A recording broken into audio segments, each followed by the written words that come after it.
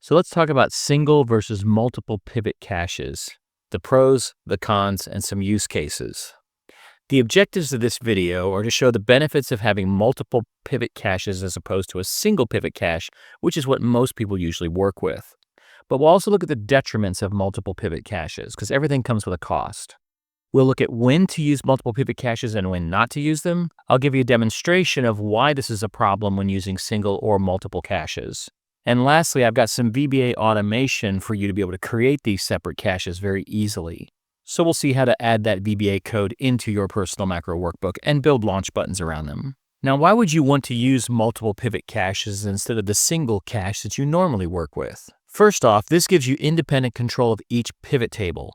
Each pivot table that uses its own cache can be refreshed, filtered, and formatted independently without affecting the other pivot tables. This allows for different levels of grouping, such as grouping of dates by month in one table versus by year in another. This also avoids cross-dependency issues. With shared caches, changing a grouping or calculated field in one pivot table automatically applies to all pivot tables using the same cache. And multiple caches prevents this linked behavior and gives more freedom in customizing reports. You'll also benefit from isolated refresh behavior. If one cache becomes corrupted or needs to be refreshed from a different source, it won't disrupt other pivot tables. This is helpful when pulling data from volatile or external connections. And finally, greater flexibility for complex reporting. This is useful when you want to show the same data sliced in very different ways without restrictions. This also accommodates different calculated fields that would otherwise clash if tied to one cache. Because there is no free ride, there are some detriments of having multiple pivot caches. The first is that it will increase your workbook size. Each cache is a separate memory copy of the source data. And if you have multiple pivot tables with separate caches, Excel may store the same dataset many times, causing larger file sizes and higher memory usage. This could also lead to slower performance. More caches means more data to process and refresh. This could lead to longer refresh times, especially with large datasets. It can be harder to keep data consistent. Since each cache is independent, refreshing one cache doesn't refresh the others. This can lead to inconsistencies if the caches are not refreshed together. And finally, more complex maintenance. Troubleshooting or auditing pivot tables becomes harder since the underlying data is stored in multiple separate caches. This makes debugging discrepancies between pivot tables more time-consuming. So when should you use multiple caches and when not? Use multiple pivot caches when you need independence in your grouping, filtering, or calculated fields, and the datasets are not extremely large. But use a shared pivot cache when efficiency, smaller file sizes, and consistent refreshes are more important. If you find the need to split your shared pivot cache into multiple pivot caches, I've already created some Visual Basic code to do this for you, and at the end of this video I'll show you how to build a toolbar where you can launch this code. All of the VBA code and the sample files in this demonstration are available for download from the link in the video description. Here we are in Excel with a sample file of data that is in the form of a proper table. I've created two pivot tables from that data, and notice how I have each pivot table grouping the data by year, subgrouping it by region, and then showing the total sales for that region in that year.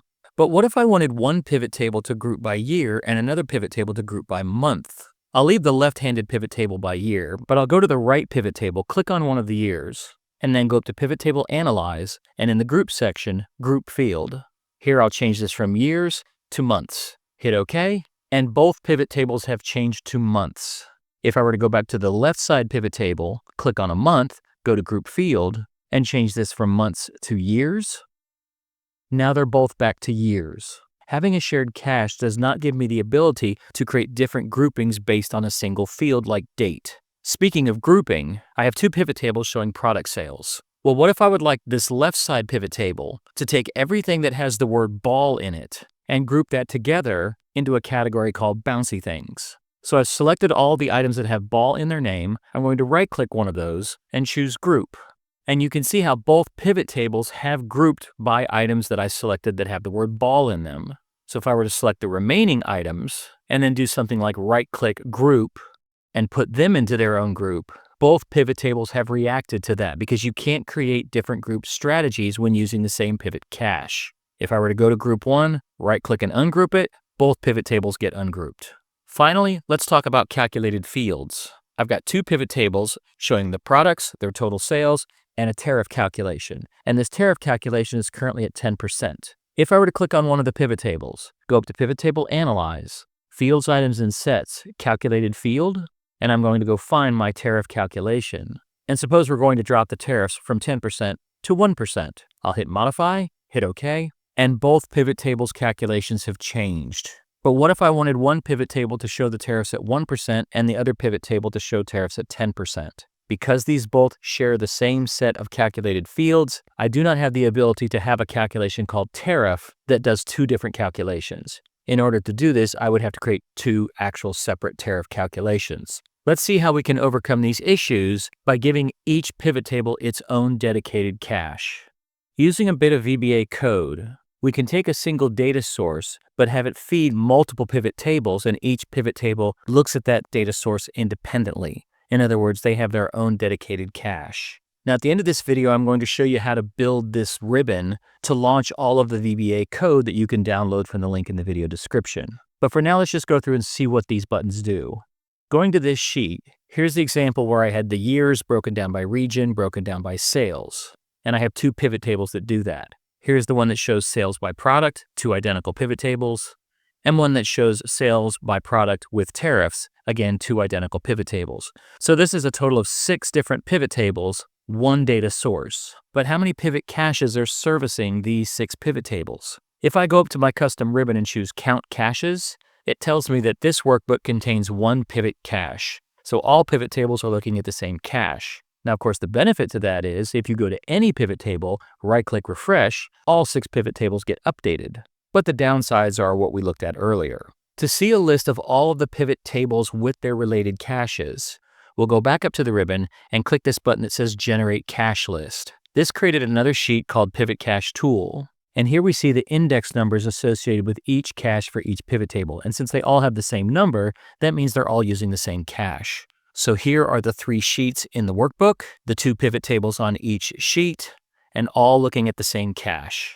For every pivot table that you wish to be independent from all the other pivot tables, in other words, have their own cache, in this column A position, just place a Y on any row that has a pivot table that you want to become independent. So if I were to put Ys in all 6 of these, I would end up with 6 independent caches. Now you can pick and choose as many or as few of these as you want, but just for the sake of demonstration, I'm going to pick all of them. Next, I'll go up to my ribbon and choose Separate Caches. Once done, this will generate a new sheet called Separated Pivots, where each pivot table will be copied along with their separate cache. The original pivot tables are untouched, so you can still keep them if you need them, but if you don't need them, you could delete these sheets. But now we have this extra sheet called Separated Pivots. Now these are the same pivot tables, just collected, and you can move them later if you wish. But if we were to go up and count the caches, there are now 7 pivot caches. One for each of the 6 pivot tables that we basically split from the main herd, plus the original pivot cache that was servicing the original 6 pivot tables. Now if that was confusing, I'll hit OK. I'll go back to the original summary sheet, go up and choose Refresh Cache List, and we can see all the original pivot tables that were using cache number 1, and now I have a pivot table using cache 2, 3, 4, 5, 6, and 7. And if you're a little confused as to exactly which pivot tables these are, I have a note here over to the side that shows where that information is being sourced. If you don't like the results of that, simply go back to the Separated Pivots output table, right-click Delete. Now we're back to the original 6 pivot tables. If I go up to Count Caches, it tells me I have 1 pivot cache. If I go back to my Pivot Cache Tool page, refresh the cache list, I'm back to my original report. If I take these caches, flag them for separation, go up and separate the caches, but now go back to the original pivot tables and delete those sheets.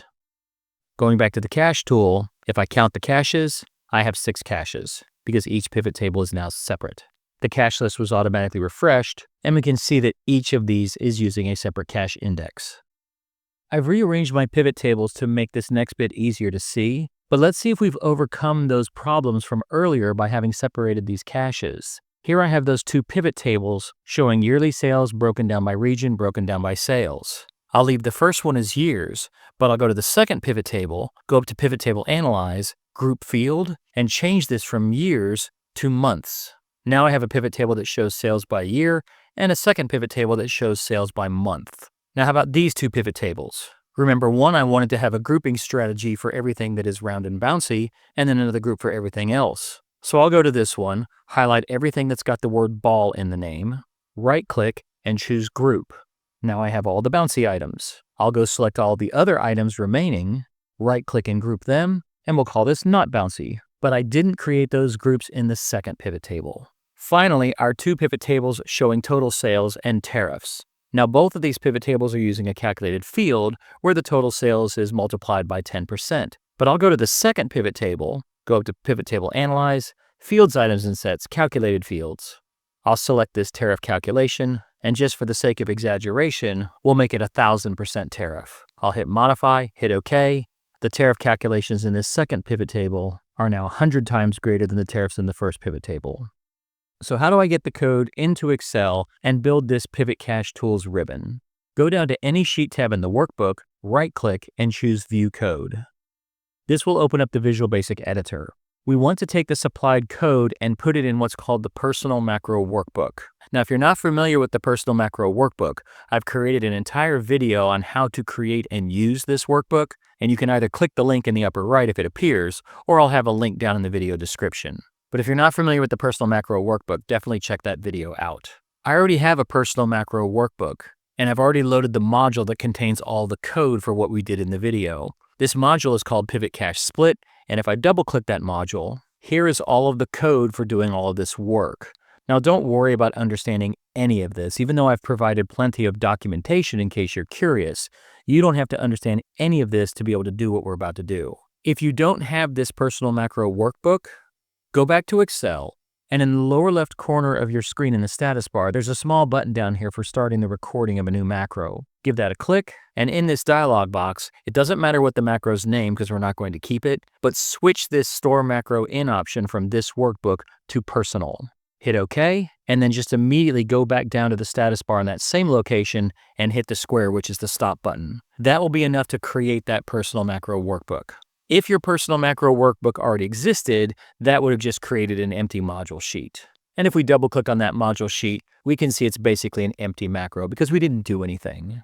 If you've downloaded the zip file from the link in the video description, located in that zip file is a Visual Basic Code file called pivotcachesplit.bas. Make sure you've pulled that file out of the zip file because we can't reach directly into a zip file from the Visual Basic editor. To add that zip file into the Personal Macro Workbook, right-click on the Personal Macro Workbook and choose Import File. Browse out to wherever you stored that pivotcachesplit.bas file, select it, and hit Open. I'm going to hit Cancel since I already have it.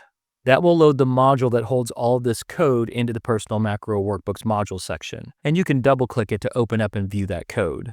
By the way, if you still happen to have that Renegade Module 1 module, you can right-click that and remove Module 1, and we're not going to back it up. Now that we have all of this code, how do we create the button interface to launch the code? Since I already have my ribbon constructed, I'm going to create a second ribbon just to demonstrate this process. I'll show you how to build the ribbon itself, the group for holding the buttons, and then I'll show you how to build one of those 4 buttons. But to build the other 3, you just repeat the process. So to begin with, we'll go to any ribbon, right-click, and choose Customize the Ribbon. In this dialog box, on the right side, we'll go down here and create a new tab. Now that will create a new tab, and every tab has to have at least one group, so you'll get one group for free. But you'll want to customize the tab name and the group name. So going to the new tab, I'll choose Rename, and I'll call mine Pivot Cache Tools version 2. You can just call yours Pivot Cache Tools or whatever you wish to call it. Next, for the group, I'll rename that as well to Cache Tools. If we hit OK, this will give us a new ribbon called Pivot Cache Tools, my case version 2, with no groups and no buttons. Even though we did create that group, there has to be at least one button in the group for it to show. So we'll right-click on the tab, Customize the Ribbon. Now make sure you're sitting on the appropriate group in the appropriate ribbon before you start adding these features. In this sort of middle left area up at the top where it says Popular Commands, I'm going to switch that to Macros. And this will give us a list of all of the macros that we have access to from either the Personal Macro Workbook or any other open workbook. So the first one I'm going to add is the one called Count Pivot Caches. I'll click that, choose Add in the middle, and now I've added this macro to my Cache Tools group over on the left. If we leave this as is and hit OK, we now have the group Cache Tools and a button to launch that code from the Personal Macro Workbook. Now, you definitely want to rename this button because this name is terrible, but you might also wish to change the icon. So if you right-click on the button, customize the ribbon, we'll go back into the Cache Tools group, select that Count Pivot Cache code, hit Rename. In the display name, anything you write here will appear as button text, like Count Caches. But then you might want to go up here into this icon library and pick something that somewhat represents the action that you're going to perform, and I'm going to pick this one right here. Unfortunately, without getting to some third-party tools, you're limited to the icons in this library. I'll hit OK again, and now I have a much more friendly looking button. If I click Count Caches, it tells me the workbook contains 6 pivot caches. Building the other buttons is just a repeat of that process. Right-click Customize the ribbon, select the appropriate group, switch from popular commands to macros, and then select the macro in question, like Generate Pivot Table List, Separate Caches, Refresh Pivot Table List. Once those are moved over to the right, go to each one of them, give them better names, give them better icons. When done, hit OK, and you'll end up with something like this. So now I can count the caches, I can generate the cache list, I can separate the caches, I can refresh the cache list. So now you know how to take pivot tables that are utilizing the same cache and separate them into separate caches, giving you greater independence and control. Remember to download the files from the link in the video description that has all of the code, and go back and check out the video on that Personal Macro Workbook in case you're a little rusty on those concepts. Let me know what you think in the comments. Do you think this would be useful, or are you going to stick to just single caches? Thank you for watching, and remember at BCTI, the learning never stops.